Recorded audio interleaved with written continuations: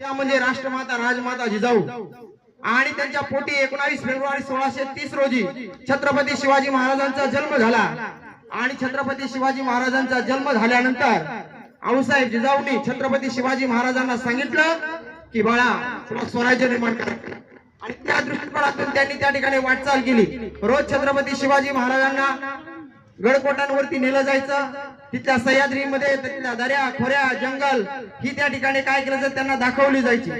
छत्रपती शिवाजी महाराजांनी मग एक दिवशी प्रश्न विचारला, आऊसाहेब हे किती दिवस मी असं या गडा याच्यावरती जायचं सह्याद्रीवरती जायचं? त्यावेळी जिजाऊंनी उत्तर दिलं की ज्या वेळेस तुला कुठेच आसरा भेटणार नाही, ज्या वेळेस तुझ्यावरती सगळीकडे संकट येतील त्यावेळेस तुला हा सह्याद्री वाचवल। आणि म्हणून छत्रपती शिवाजी महाराजांच्या आयुष्यामध्ये जर आपण विचार केला की खऱ्या अर्थाने हा सह्याद्री छत्रपती शिवाजी महाराजांना वेळोवेळी वाचून गेलेला आहे। आणि म्हणून एक महिला काय करू शकते तर एक महिला हे स्वराज्य निर्माण करू शकते। आणि छत्रपती शिवाजी महाराजांनी सांगितलं की हे स्वराज्य व्हावं ही कोणाची इच्छा होती?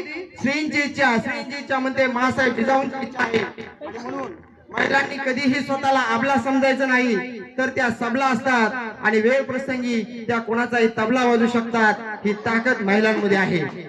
आणि म्हणून महिला ह्या खरं तर नारी